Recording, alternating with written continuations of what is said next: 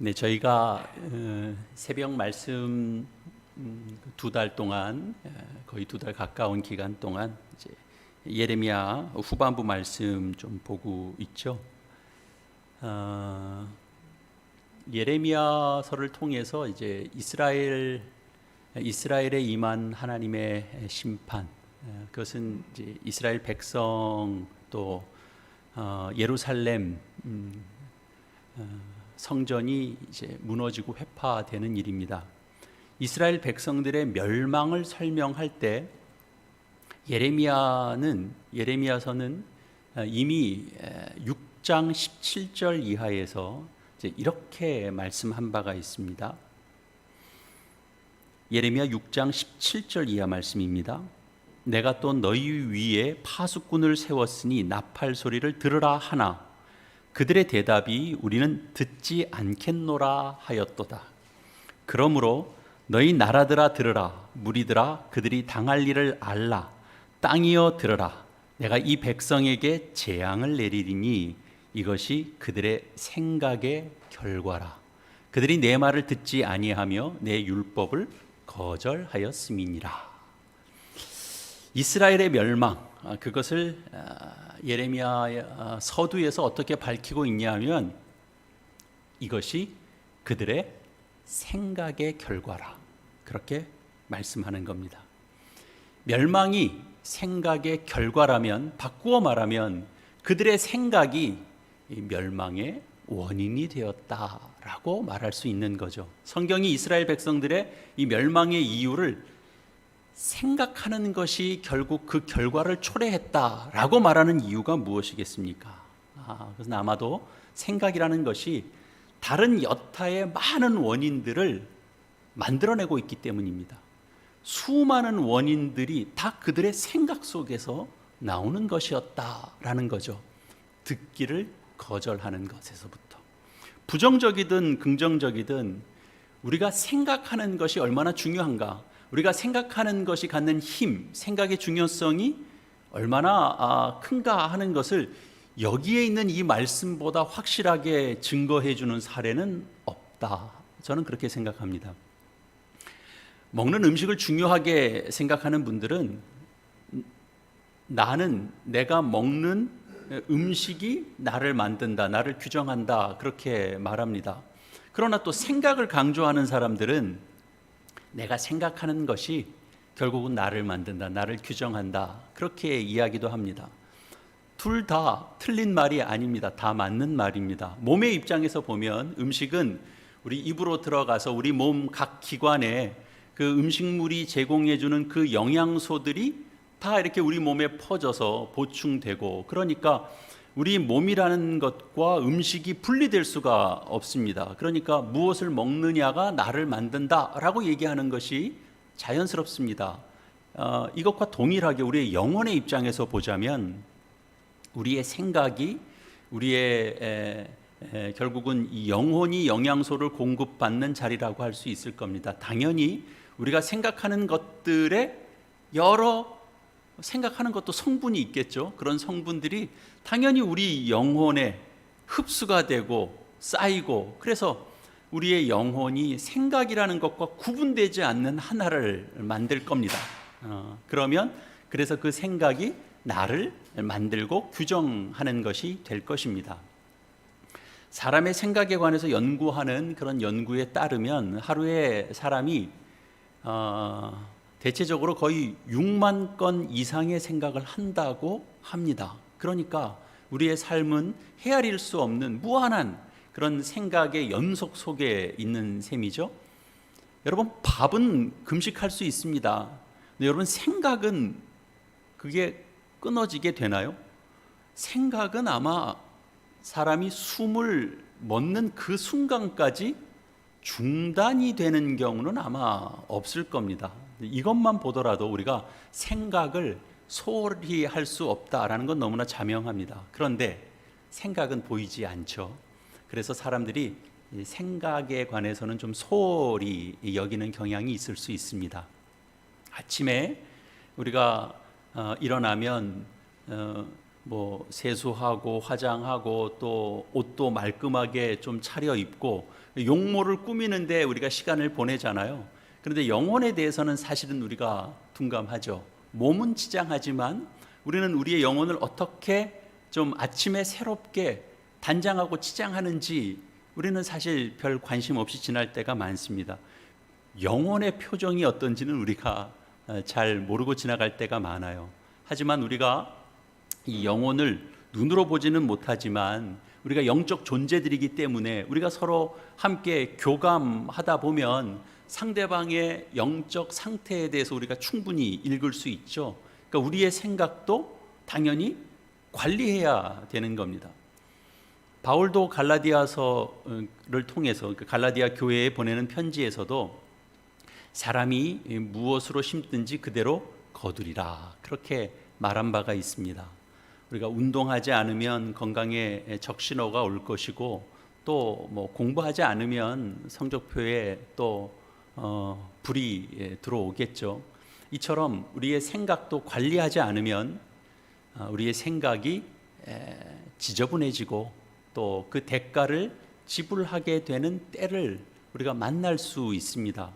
생각도 관리의 대상이 된다라는 것 우리가 잊지 말아야 됩니다. 늘 청소도 하고 다듬기도 하고 정리도 하고 그래야 우리의 생각이 건강하고 마땅히 생각이 기능해야 되는 그 기능을 잃어버리지 않을 수 있게 됩니다. 근데 우리 생각 자체가 뭔가를 만들어내는 건 아닙니다. 보통 생각을 그릇에 비유하곤 하죠. 우리가 무엇을 담느냐, 우리 생각에 무엇을 담느냐에 따라서 그 생각이 약이 되기도 하고 독이 되기도 하고 그런 겁니다. 생각에 판단이 가득한 사람이 있죠. 그러면 그 판단이 결국은 그 생각에 영향을 미쳐서 모든 것들을 다 판단하게 됩니다. 판단의 노예가 스스로 되어버리기도 합니다. 어떤 사람은 비교를 늘 그 생각에 담고 사는 사람들이 있습니다. 사람들을 볼 때마다 늘 자신과 이렇게 상대방과 이 비교하는 것들 이런 반응에서 벗어나지 못합니다. 어떤 사람은 그 생각에 늘 방어 기제가 작동한다 그러죠. 늘 상대방의 말과 행동을 통해서 관계할 때 늘 자기를 보호하고 자기를 지키는 차원에서만 늘 생각하고 반응하게 됩니다. 이런 생각은 사실은 잘 관리된 생각이라고 이야기할 수는 없습니다. 인간이 연약한 부분이 그대로 나타나는 거죠. 자기 스스로의 판단, 비교하는 것, 때로는 자기를 스스로 늘 방어하려고만 생각하는 것들, 이런 것들은 정당하게 훈련받고 관리되지 않는 상태로 방치해 뒀을 때 나타나는 그런 현상이라고 할 수 있습니다. 우리는 우리의 생각이 얼마나 건강한지, 얼마나 깨끗한지, 얼마나 바르고 정당한지 그런 부분들을 우리는 늘 점검해야 됩니다. 물론 생각은 보이지 않기 때문에 특별한 무슨 경계선이 있는 것이 아니기 때문에 관리하기가 어렵습니다. 그럼에도 불구하고 우리는 포기할 수는 없습니다.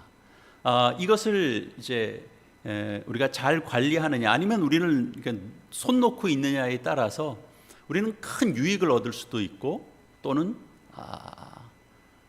원치 않는 그런 대가를 치르게 될 수도 있습니다.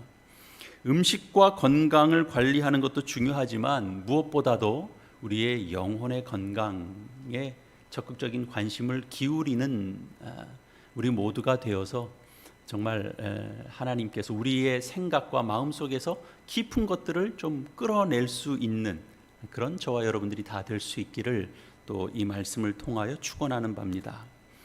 우리가 어떻게 이 좀 무한한 잠재력을 좀 길러낼 수 있을까?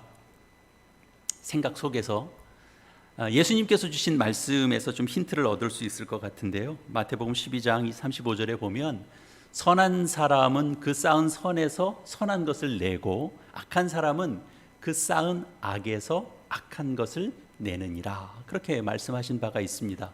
이 말씀은 생각 자체라기보다는 그 생각이 가지고 있는 내용이 얼마나 중요한가라는 것을 이제 강조하신 말씀이죠. 예수님께서 하신 말씀은, 그러니까 생각 주머니에 무엇을 담느냐가 결국은 우리의 행실과 언어를 좌우하게 되고 우리의 성향, 우리의 인격, 우리의 믿음까지도 영향을 주게 된다, 통제하게 된다, 그런 말씀입니다.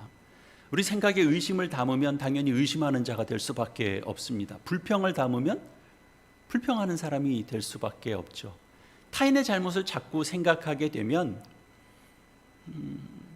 험담하는 자리에서 쉽게 빠져나오기가 어렵습니다. 생각 주머니에 우리가 무엇을 소유할 것인가, 그 소유의 유익도 누릴 수 있지만 동시에 앞에서 우리가 말씀드렸던 것처럼 그 대가도 치르게 된다라는 사실을 우리는 기억해야 됩니다. 소유라고 하는 것, 우리가 원하는 방식을 채우는 그런 방식이죠. 그런데 무서운 건 뭐냐 하면 우리가 무언가를 이렇게 소유하고 채워나갈 때 그 소유물로 인해서 우리가 유익을 얻기도 하지만 내가 소유하고 있는 그 소유물 때문에 우리 자신을 잃어버리고 우리를 망각하게 만드는 경우들도 있다라는 겁니다. 무엇을 생각 주머니에 담을 것인가, 무엇을 소유할 것인가, 이건 참으로 신중하게 다가가야 한다는 것은 너무나 자명한 일이죠. 소유물이라고 하는 것은 어떤 것이든지 다 중독성이 다 있습니다. 소유하는 자의 마음을 이렇게 늘 차지하는 그런 강한 흡입력이 있기 때문에 그렇습니다. 우선 한 예를 들어보면 술이라는 것도 처음에는 사람이 술을 먹잖아요. 그런데 보통 술은 어떻게 소유하나요? 술은 마시는 걸로 소유합니다. 그런데 나중에 가면 사람이 술을 먹지 않고 술이 술을 먹게 되고 나중에 가서는 급기야 결국은 술이 사람을 먹는다라고 표현하는 그 지경에 사람이 이르게 되는 것 우리가 보게 됩니다. 이렇게 도박하고 노름하는 것도 다 마찬가지입니다. 처음엔 내가 내 돈 내고 내가 돈을 취하죠. 그런데 조금 가다 보면 돈이 돈을 취하게 되고 나중에는 급기야 돈이 사람을 취하게 되는, 그래서 이른바 폐인의 길을 가게 되는 그런 일들이 있는 것 우리가 또한 압니다. 지식의 문제도 그렇고 명예 문제도 그렇고 모든 것들이 다 중독성을 갖고 있습니다. 하나님께서 주신 은사도 사실은 이런 원리에서 크게 벗어나지 않습니다. 그러니까 소유하는 사람과 실제로 소유가 되는 그 내용, 그것이 무엇이든지 간에 이것은 서로가 돌고 도는 어떤 영향을 주고 영향을 받는 이런 사슬에서 자유로울 수 있는 사람은 한 사람도 없는 거죠. 돈이 많으면 부자라는 자의식을 극복하는 것 대단히 어려운 일입니다. 지식이 많으면 마찬가지입니다. 지식이 많다고 항상 좋은 건 아닌 것 같아요. 자신이 지식이 많다라는 것 때문에 그 지식 안에서만 생각하고 오히려 지식이 많은데 그 지식이라는 차원에 본인이 이렇게 제한받게 되는 그 이상의 것은 생각하지 않게 되는 그런 경우들도 너무나 많기 때문에 그렇습니다.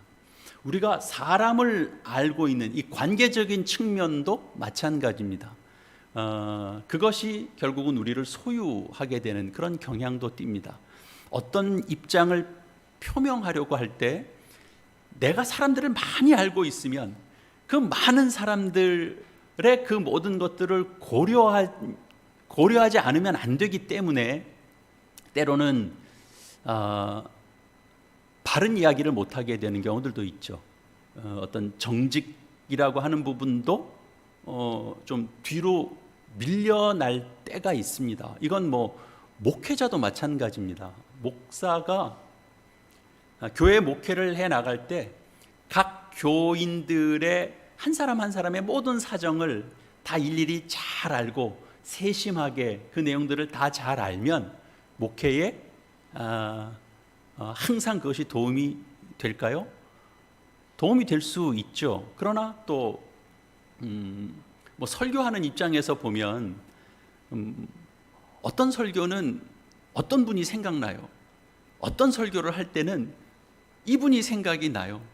그 교인의 처지와 상황을 고려하지 않을 수는 또한 없거든요. 그러면 어떤 경우에는 하나님의 말씀을 하나님의 말씀임에도 불구하고 차마 있는 그대로는 다 전하지 못하는 그런 상황에 놓여질 수도 있어요. 다 그런 것이거든요. 그 영향을 안 받을 수가 없는 거예요. 소유라는 것은 좋은 것이지만 소유라는 것이 나와 이제 하나가 되어버리면 결국은 그것이 내가 그것을 이끌고 가는 것이 아니라 내가 소유한 그것 때문에 그것이 나를 이끌고 가는, 이게 뭐가 먼저고 뭐가 뒤고 어디까지가 그 경계선이고 이런 것이 모호하게 서로가 서로에게 영향을 주게 되는 거죠. 그러니까 우리의 관심은 당연히 우리가 마땅히 좋아서 가지려고 하는 것, 소유하려고 하는 것, 그것 때문에 우리가 영향을 받게도 되기 때문에, 그러니 우리가 정말 생각해야 되는 건 뭐냐 면 우리가 아무리 소유해도 괜찮은 그런 소유물이 어떤 것인지 우리가 생각하지 않을 수 없는 거죠. 어떤 것을 이 생각의 그릇에 가득 채워야 하는가 하는 부분으로 우리가 그 관심사가 이동되지 않을 수 없는 겁니다. 오늘 본문은 우리의 생각을 무엇으로 채울 것이냐에 관한 중요한 지침을 제공해 주고 있는데요. 8절 말씀이죠. 끝으로 형제들아, 무엇에든지 참되며 무엇에든지 경건하며 무엇에든지 오르며 무엇에든지 정결하며 무엇에든지 사랑받을 만하며 무엇에든지 칭찬받을 만하며 무슨 덕이 있든지 무슨 기림이 있든지 이것들을 생각하라. 참되고 경건하고 옳고 정결하고 사랑받을 만하고 칭찬받을 만한 것을 생각의 그릇에 담으라는 겁니다. 다른 것 말고 참되고 경건하고 옳고 정결하고 사랑받고 사랑받을 만하고 칭찬받을 만한 것, 그 생각의 대상에 관해서 바울도 이렇게 말한 바가 있는데요. 히브리서 3장 1절에 그러므로 함께 하늘의 부르심을 받은 거룩한 형제들아, 우리가 믿는 도리의 사도이시며 대제사장이신 예수를 깊이 생각하라. 그렇게 가르친 바가 있습니다. 참되고 경건하고 옳고 정결하고 또 사랑과 칭찬이 정말 유일하게 합당한 대상이 있다면 그 대상은 바로 예수 그리스도 외에는 없는 겁니다. 바울이 우리로 생각하기를 원하는 것은 그러니까 결국은 예수 그리스도인 거죠. 본인도 예수 그리스도와 그리고 십자가 외에는 내가 아무것도 내가 알지 않기로 내가 작정을 했다, 그런 표현도 하지 않았습니까? 다른 것에 대해서는 내가 그 생각의 활동을 깊이 있게 몰입하지 않겠다, 그런 겁니다. 매우 단호한 선언이죠. 우리의 영혼에 이렇게 영향 주고 흡수가 되는 이런 영양소로 무엇을 우리의 생각의 그릇에 담을는지 우리가 이렇게 알아가는 과정에 보면 우리가 이제 문제에도 맞닥뜨리게 됩니다. 우리가 생각이라는 걸 우리 마음대로 조절할 수가 없거든요. 생각이 중요하다라는 건 알겠어요. 근데 그 생각을 마음대로 조절할 수 없다면 이것만큼 또 난감한 일이 없잖아요. 바울은 우리가 우리 스스로를 통제하지 못하는 사례로 들고 있는 내용이 뭐냐 하면 염려와 근심입니다. 근데 염려가 없는 사람이 있나요? 염려가 없는 사람이 없습니다. 생각의 중요성이, 그런데 생각의 중요성이 가장 필요하고 가장 높아지는 때도 그런데 결국은 염려의 상황이에요. 염려는 피할 수가 없는데 염려가 가장 고조될 때 또 가장 필요한 것이 우리가 뭘 생각해야 되는지, 무엇을 생각의 그릇에 담아야 되는지, 그게 필요하거든요. 바울은 본문에서 우리에게 염려하지 말 것을 권면합니다. 염려는 하나님의 사람에게 합당하지 않은 것이기 때문에 그렇습니다. 염려는 우리의 키를 한 자라도 더할 수 없는 것이기 때문에 염려하는 것 자체가, 그리고 하나님이 배제된 것이기 때문에, 하나님이 배제된 상태가 이 염려가 가장 커지는 상태가 되기 때문에 하나님의 자녀에게 있어서 염려는 합당하지 않다라고 예수님께서는 말씀하십니다. 근데 바울이 이제 이런 모든 상황 속에서 하나님이 고려된 하나의 생각의 유형을 하나 이야기하고 있는데 뭐냐면, 염려의 상황은 하나님을 인정해야 되는 때다라는 겁니다. 하나님의 하나님 되심을 내 마음의 깊은 곳에서부터 우리가 초대를 해야 됩니다. 초청을 해야 됩니다. 하나님이 고려되지 않을 때는 우리가 필히 취할 수밖에 없는 생각의 내용이 결국 염려거든요. 생각을 다스리는 비결은 오늘 본문 속에서 보면 그때가 이제 기도와 간구로 모든 염려를 하나님께 아뢰는 것입니다. 이것이 하나의 방식입니다. 그러면 생각에 뛰어나신 하나님의 평강이 우리의 마음과 우리의 생각을 지켜주신다라고 약속하고 있습니다. 여러분, 생각을 다스리는 것은 우리의 일이 아니다라는 부분에 우리가 좀 주목할 필요가 있고요. 동시에 하나님 없이는 우리의 생각이 내 뜻대로 조절되지 않는다는 것도 이 말씀 속에 담겨져 있는 겁니다. 여러분, 사울을 기억하시죠? 사울이 다윗을 만나고 나서 그 나머지 인생은 어떤 인생을 살았습니까? 사울에 대한 질투심 때문에 어떻게든 사울을 죽이고 싶은 마음에 그의 인생을 다 허비하는 삶을 살았습니다. 야곱의 아들 레위와 시므온, 그는 그의 동생 디나가 당한 그 안타까운 일로 인해서 너무 그가 분내하면서 그 하몰의 가문을 철저하게 다 보복해야 돼야 된다라는 이 복수심에 사로잡혀서 수많은 사람들을 살인했습니다. 그리고 뭐 다윗은 또 어땠나요? 다윗은 어느 날 밧세바에게 그의 마음과 영혼이 다 사로잡혀서 어떻게 하면 밧세바를 내가 취할 수 있을까? 그리고 취한 이후에는 어떻게 하면 그녀의 남편 우리아를 제거할 수 있을까에 온통 사로잡혔습니다. 이 걱정과 근심, 이것이 생각을 바로 이렇게 사로잡은 대표적인 경우라고 할 수 있습니다. 그것에서 벗어나는 것은 우리의 노력이나 우리의 땀, 우리의 어떤 헌신과 노력으로 얻어낼 수 있는 결과물들이 아닙니다. 오늘 말씀에서 비추어 보면 하나님께 맡겨야 되는 부분입니다. 사울과 레위와 다윗의 실패는 다 하나님께 맡기는 자리로 나아가지 못했다라는 데서 그 원인을 찾을 수 있습니다. 그분만이 우리의 염려의 결박에서 우리를 자유롭게 하실 수 있는 분이십니다. 다윗이 실패한 이후에 그 원인을 돌아보면서 회개한 그 시편이 이 성경에 기록되어 있죠. 거기에 보면 그는 밧세바를 범하고 나서 그에게 찾아온 나단 선지자가 다윗의 죄를 지적하고 그것을 깨우쳐 준 이후에 하나님 앞에 나가서 기도하게 됩니다. 회개의 기도죠. 주의 성령을 내게서 거두지 마옵소서라고 기도합니다. 성령 충만하지 않으면 안 된다라고 하는 것을 그가 너무나 깨달았던 겁니다. 그가 그때까지 살아오면서 골리앗을 쓰러뜨리기도 하고 많은 전쟁에서 승리도 했지만 여전히 자신은 죄인이고 죄덩어리다 하는데 눈 뜬 거죠. 회개하는 자리로 나아가게 됐습니다. 그러니 에베소서 5장 18절에 있는 것처럼 술 취하지 말라 이는 방탕한 것이니 오직 성령의 충만함을 받으라. 우리가 성령으로 충만하지 않으면 다른 방탕함에 취할 수밖에 없는 겁니다. 성령의 충만함이 없으면 아무리 좋고 아무리 달콤해 보이는 것도 결국은 우리를 방탕하게 만드는 도구가 될 수 있다라는 것을 하나님의 말씀은 우리에게 알려주고 있습니다.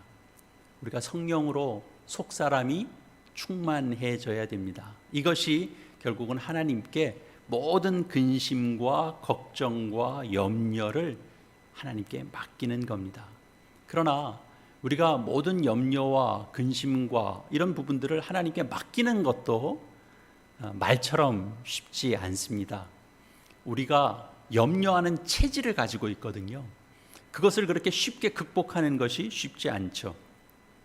그런데 이런 체질도 결국은 하루아침에 형성된 것이 아니다라는 것을 알면 우리가 답도 찾을 수 있게 됩니다. 우리가 염려하는 체질은 결국 우리가 살아오면서 끊임없이 우리가 그 반복된 훈련 속에서 우리 안에 체질화된 겁니다. 아까도 얘기했잖아요. 이 인지를 연구하는 연구학자들이 하루에 인간이 생각하는 그 건건의 수를 생각하면 수만 건에 이른다라고 그랬잖아요. 그러니까 우리가 하루 종일 어떤 생각에 사로잡혀 있다면 그 반복하는 횟수도 얼마나 많겠습니까? 누군가 우리에게 시기와 질투를 느낄 때 그 시기와 질투라는 것이 단 한 번의 충동적인 생각의 결과 때문에 나타나는 것은 아닐 겁니다. 우리가 늘 반복돼 왔기 때문에 그렇죠. 시기와 질투라는 것이 우리 가정에서든 사회에서든 밖에서든 우리 일상의 모든 사람들과 관계하는 속에서 끊임없이 반복되고 그래서 내 생각 속에 그 방식이 자리 잡아 있는 겁니다. 어떤 부분들이 하나 건드려지면 자연스럽게 그렇게 넘어가는 것들이 우리의 몸에 체질화되어 있는 거죠. 그래서 우리의 그 체질 속에 시기하게 되고 질투하게 되는 것들도 그렇게 형성돼 가는 겁니다. 이걸 쉽게 어떻게 뿌리 뽑나요? 아이들을 보면 아이들이 좀 삐딱한 생각을 가지고 때로는 무례하게 행동하기도 하고 그런 태도를 취하는 것들도 그냥 하루아침에 만들어지는 것들이 아니잖아요. 서서히 형성되어 가는 것. 그런데 그것이 어느새 자리를 잡게 되면 견고한 그런 하나의 체질이고 인격체로 이렇게 굳어져 가는 것들을 보게 됩니다. 우리가 하나님 앞에서 우리가 긴 시간을 두고 씨름해야 되는 문제다라는 것을 우리는 기억해야 됩니다. 아무것도 염려하지 말라는 말은 우리의 의지적인 결단을 촉구하는 내용이 아닙니다. 오히려 더 궁극적인 의미로 보자면 기도와 간구로 하나님께 아뢰면 우리가 염려하지 않을 수 있다라는 것을 담고 있습니다. 그러니까 내가 염려하지 않아야 되겠다라는 의지적인 결단을 자꾸 하라는 내용이 아니고 하나님께 그 부분들을 내어가는 것들이 또 우리 안에 체질화되어 가면 우리가 그 어떤 염려의 문제 앞에서도 그 부분이 나를 사로잡지 않게 할 수 있다라는 내용인 거죠. 그러면 우리 지각에 뛰어나신 하나님의 평강이 그리스도 예수 안에서 우리의 생각과 마음을 지켜서 어떻게 한다고요? 염려의 늪에 빠져서 허우적대지 않도록 하나님께서 지키신다라는 겁니다. 여기 주목해야 되는 대목은 바로 예수 그리스도 안에서라는 대목이죠. 이것을 기록한 바울이 다른 곳에서 우리 히브리서 말씀에서도 예수 그리스도를 깊이 생각하라라고 권고했잖아요. 우리가 예수님을 생각하지 않으면 우리는 작은 염려에서도 사실은 벗어나기 어렵습니다. 큰 염려는 차지하고 놓고서라도 그렇습니다.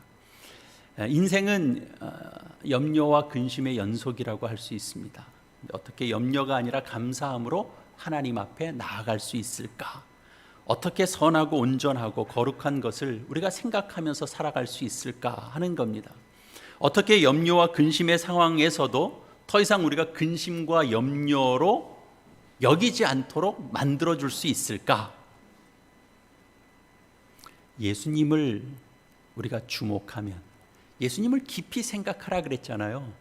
우리가 예수님을 생각하면 이 의문이 풀리게 됩니다.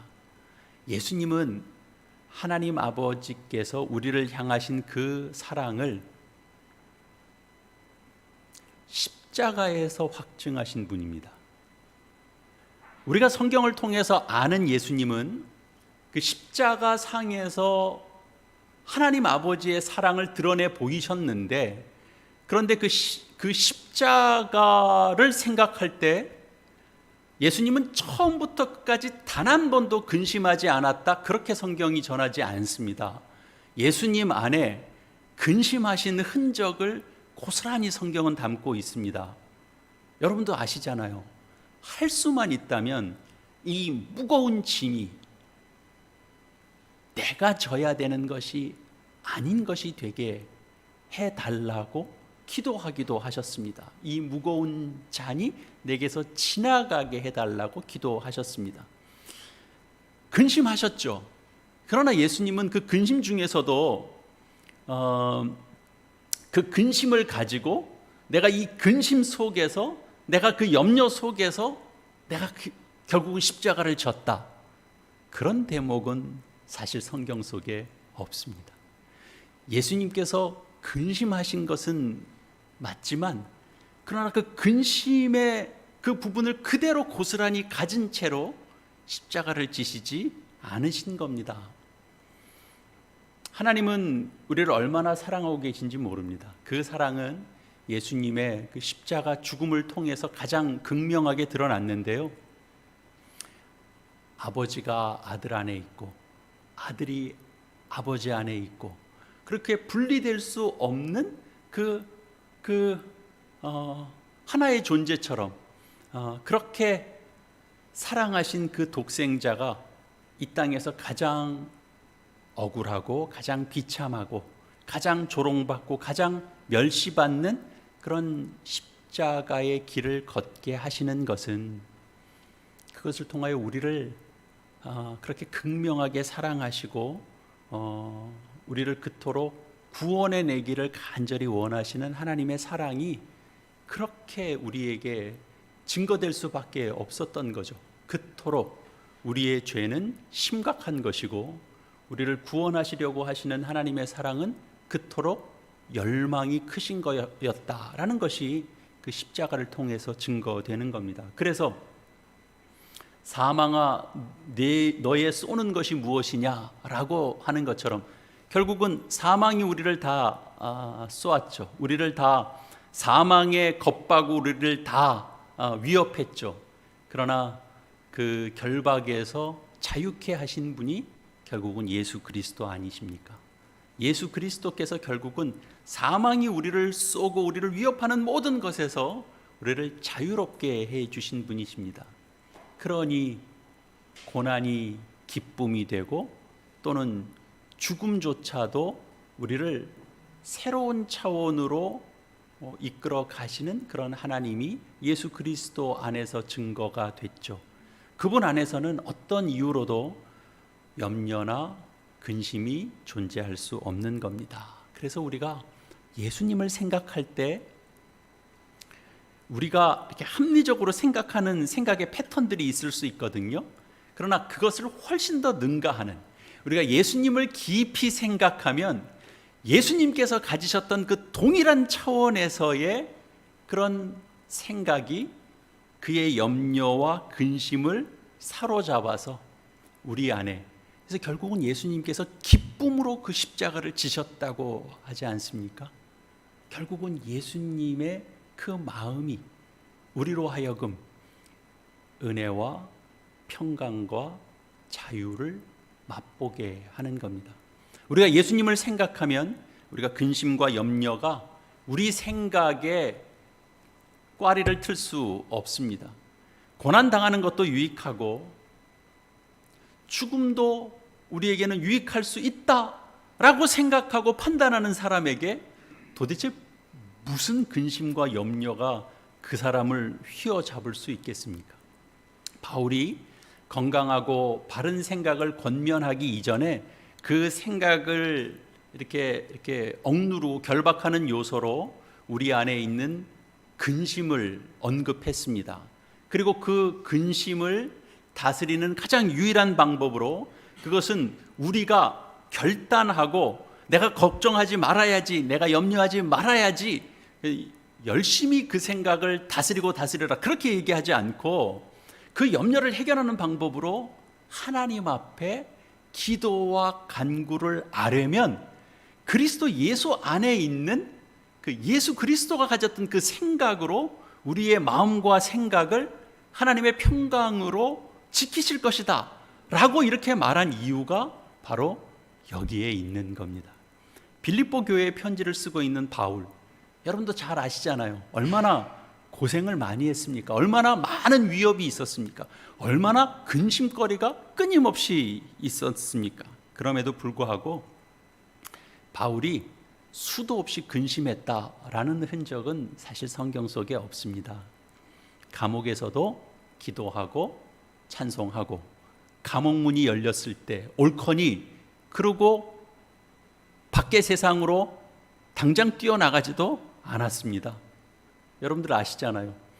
결박받은 것이 풀렸을 때 오히려 이 일 때문에 위태로운 지경에 처하게 되는 그 자결하려고 했던 그 간수에게 가서 복음을 전하고 희망을 전하잖아요. 그건 뭐예요? 이 캄캄한 감옥이 내가 어떻게 해서든지 여기를 빠져나가야만 내 아이에게 희망이 있고 소망이 있다, 이런 생각으로 있지 않았다는 겁니다. 그런 환경조차도 바울을 어떻게 하지 못했다라는 거예요. 그 속에서도 하나님께 얼마든지 찬양할 수 있었다라는 거죠. 그러니 주 안에서 항상 기뻐하라, 내가 말하노니 기뻐하라 라는 겁니다. 생각의 자유는 쉽게 찾아오지 않습니다. 하나님의 전적인 평강이 우리의 생각과 마음을 지켜주실 때에만 가능합니다. 생각을 지키는 것이 하나님께서 하시는 일이라고 해서 우리가 할 일 아무것도 안 해도 된다, 그런 건 문명 아닙니다. 우리가 그 은혜를 사모하고 그 은혜에 참여하기 위하여 우리가 또 할 일이 있는 거죠. 그러니까 오늘 4장 8절에서 언급된 것처럼 참되고 경건하고 옳고 정결하고, 그리고 사랑하고 또 찬양하는 것에 합당한 것들을 우리는 자꾸 생각해야 되는 겁니다. 아무것도 생각 안 하고 있고 아무것도 훈련받고 있지 않는데 그냥 하나님께서 다 마음의 평강을 주신다고요? 성경은 그렇게 약속하지 않습니다. 이런 모든 요소들을 다 뛰어넘는 하나님의 은혜가 있는 것은 분명하지만 우리 안에 이런 요소들을 자꾸 품고 생각해야 되는 겁니다. 좋은 생각을 해야 됩니다. 건강한 생각을 해야 됩니다. 기도와 간구로 하나님께 근심을 아랜다라는 것 자체가 하나님을 생각하는 겁니다. 하나님을 생각하지 않고 어떻게 하나님 앞에 나가서 기도할 수 있겠습니까? 우리가 어려울 때 내가 하나님 앞에 나가서 기도해야 된다라는 것 자체가 참되고 경건한 겁니다. 그러니 하나님을 생각하는 것, 예수 그리스도를 생각하는 것, 여러분 중단하지 마시기 바랍니다. 여러분 호흡하지 않으면 우리가 살 수 없는 것처럼 우리가 호흡할 때마다 사실 걱정과 근심, 그런 것들 계속 오거든요. 우리가 생각하는 것이 뭐 몇만 건이라는데 그 중에 걱정과 근심이 많은 부분 차지할 겁니다. 그럼에도 불구하고 우리의 생각과 우리의 뜻과 마음이 다 그분을 향해야 되는 겁니다. 그럴 때 하나님께서 하늘의 지혜로 능히 대처할 수 있는 일체의 비결을 우리에게 가르쳐 준다라는 거죠. 그러니 하나님께서 통제하고 계시다라는 그 확신 속에서 아무리 힘들고 아무리 어려운 일이 있더라도 그 배후에 하나님의 그 거룩하신 뜻이 도도히 흐르고 있다라는 사실 여러분들 꼭 기억하셔서 여러분들 그 단순한 유익에 연연하지 마시고 어려운 일이 우리에게 닥치지만 그러나 그 속에서 하나님의 뜻과 섭리가 있기 때문에 우리는 기쁘게 감당할 수 있고 그 시간을 우리가 맞이할 수 있는 겁니다. 하나님의 사랑은 어떤 조건에 매이지 않습니다. 어떤 조건이 있어야만 하나님의 사랑이 확인되는 것이 아닙니다. 하나님의 뜻에 의해서만 모든 것들은 다 제어됩니다. 우리가 그 속에서만 참된 자유를 맛보게 되는 겁니다. 예수님을 사랑하는 자는 예수님과 닮게 됩니다. 같은 자가 됩니다. 내가 신이 된다 그런 뜻이 아니고 하나님께서 우리 안에 심겨놓으신 그 하나님의 형상이 온전히 회복되는 겁니다. 그 회복의 가장 완성된 것을 주님께서 우리에게 보여주셨기 때문에 우리는 주님과 함께 그 길을 걸어갈 수 있게 되는 겁니다. 여러분의 생각 속에 무엇을 담고 살아가고 계십니까? 여러분의 생각은 잘 보이지 않습니다. 그래서 그저 한번 생각했지만 그냥 이건 스쳐 지나가는 그런 것이라고 그냥 너무 가볍게 여기지는 마십시오.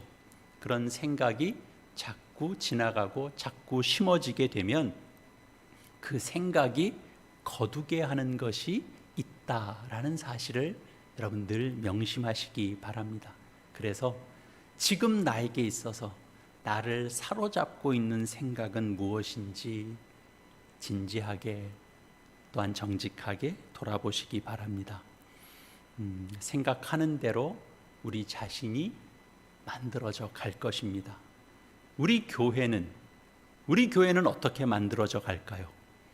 우리 교우들이 생각하는 그런 생각에 따라서 교회 공동체가 만들어져 갈 겁니다. 우리 교회는 어떤 교회가 되어져 갈까요? 우리 모두가 각 사람들이 어떤 생각을 품고 있는지, 무엇에 더 많은 관심을 기울이고 있는지에 따라서 우리 교회 공동체도 어떤 교회의 모양이 될 것입니다. 우리가 하나님을 생각하고 하나님만을 마음에 품고 하나님을 찬양하고 세상의 무언가를 찬양하는 것이 아니라 하나님만을 찬양하고 세상의 무엇을 경배하는 것이 아니고 하나님만을 경배하고 하나님께 감사하고 하나님을 찾는 우리 교회 공동체가 된다면 우리 교회는 어떤 교회냐라고 누가 물어봐도 우리 교회의 정체성은 우리가 생각하고 우리가 마음에 품고 나아가는 결과물들로 결과맺게 될 것입니다.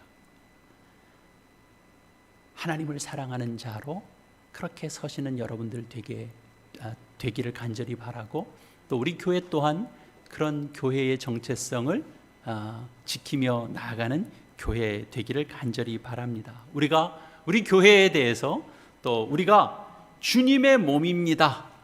우리는 세상의 교회가 아니고 주님의 교회입니다 라고 당당히 말할 수 있는 여러분 모두가 되시기를 이 말씀으로 축원합니다.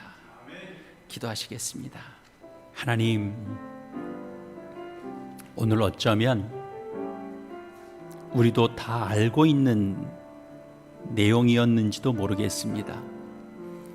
그저 생각이 우리의 인격을 좌우한다라는 사실 앞에 선한 생각 쌓으면 선한 것을 실천한 가능성이 있지만 악한 생각을 품고 쌓으면 악을 행할 가능성 또한 있다라는 것 깨닫게 됩니다. 우리가 바른 생각을 가지려고 할 때 우리를 방해하는 것들이 바로 세상 근심과 염려인 것도 저희가 확인합니다. 너무 많이 알아서 근심하고 너무 많이 가져서 염려하는 것이 우리 인생인 줄 아오니 우리가 그 염려와 근심에 결박되지 않도록 주님 도와 주시옵소서.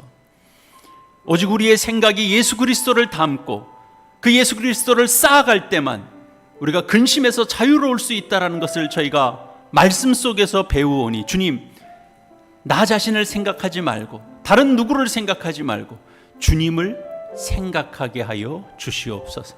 그래서 주님으로 내 생각과 내 인격이 사로잡히게 해주시고 그 능력으로 참된 평강과 자유를 얻게 하여 주시옵소서. 우리의 생각을 잘 관리해서 좋은 생각 습관을 쌓아가는 저희 모두가 되도록 주님 함께하여 주시옵소서. 예수님의 이름으로 기도합니다. 아멘.